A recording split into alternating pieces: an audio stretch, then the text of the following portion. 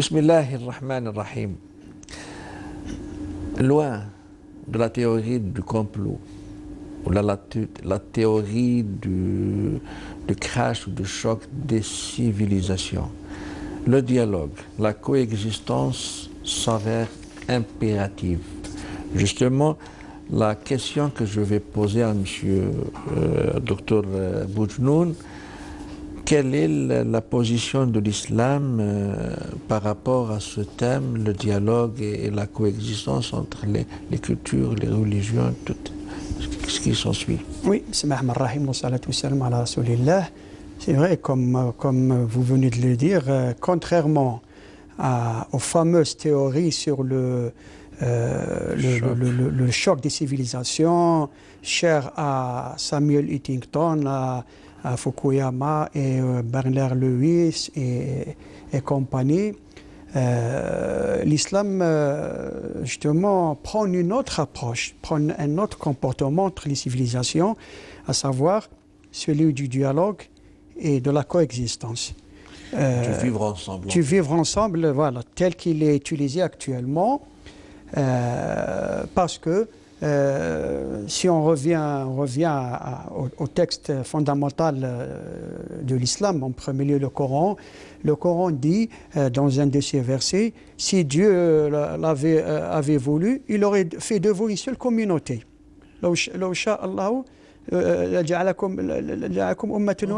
Voilà. Pourquoi il en a fait plusieurs communautés et religions. Dans un autre verset très célèbre, le Coran dit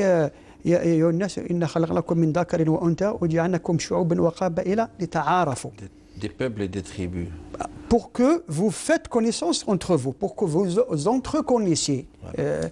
Donc, forcément, qui dit pluralité de communautés, de peuples, de religions, dit forcément dialogue. On peut pas vivre tout le temps en état de belligérance et de guerre. Donc forcément, on est obligé de dialoguer avec les gens qui nous sont différents et de coexister avec eux, de vivre ensemble avec eux.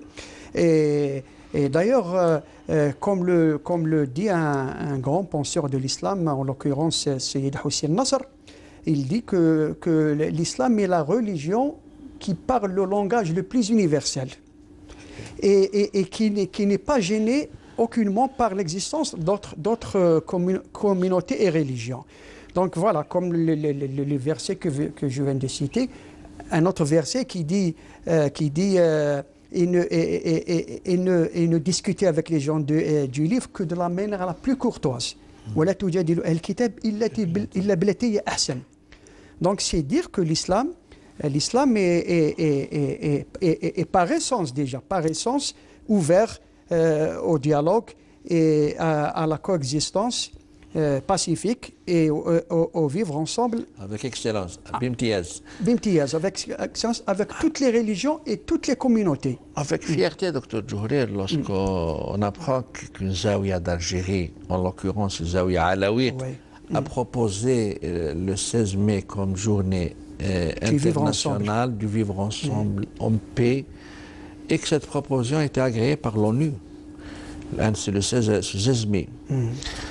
Maintenant, quels sont les obstacles de ce vivre ensemble, de cette coexistence, ce dialogue? À vrai dire, les obstacles qui s'opposent justement à ce vivre ensemble, à cette coexistence, justement, comme l'a dit le regretté philosophe et penseur français musulman Garoudi, que Dieu ait son âme, justement, il a dit dans un de ses livres, c'est l'Occident a confisqué l'universel, justement. Et à partir de là, il veut juger les autres communautés et religions à travers son prisme. Et un prisme déformant. Garoudi est spécialiste en matière de civilisation. Tout à fait. D'ailleurs, il a plusieurs livres justement sur le dialogue des civilisations. Il a fondé à Cordoue, si je ne me trompe pas, justement, une fondation pour le dialogue des religions. Donc, c'est l'Occident, justement, qui s'oppose justement par son désir d'expansionnisme, de soumettre toute la planète à sa vision des choses. Il s'oppose à ce dialogue. Et d'ailleurs, il y a un célèbre livre justement qui parle très bien de ce problème-là, qui est du philosophe français Serge Latouche, qui s'appelle l'occidentalisation du monde. Justement, il montre comment l'Occident veut soumettre toute la planète à sa vision des choses. Parfois, c'est l'Amérique, comment dire. Et actuellement, c'est le nouvel ordre mondial, justement, qui s'oppose à ce nouvel ordre mondial qui ne reconnaît pas la pluralité, justement, des religions, des civilisations.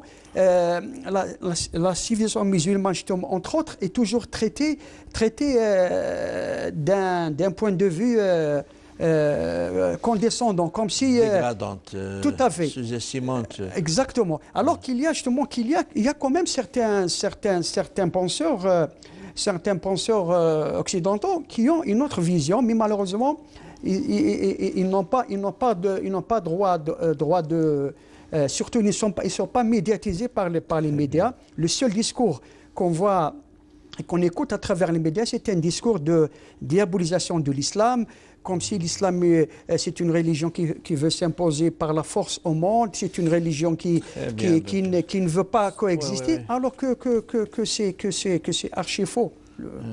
C'est-à-dire on veut donner une image à l'islam pour qu'il soit condamnable. C'est ça. Docteur Boujoul, merci pour cet éclairage. Mesdames et messieurs, merci de votre attention. D'ici demain, sahaf turkum, assalamu alaikum wa rahmatullahi wa barakatuh.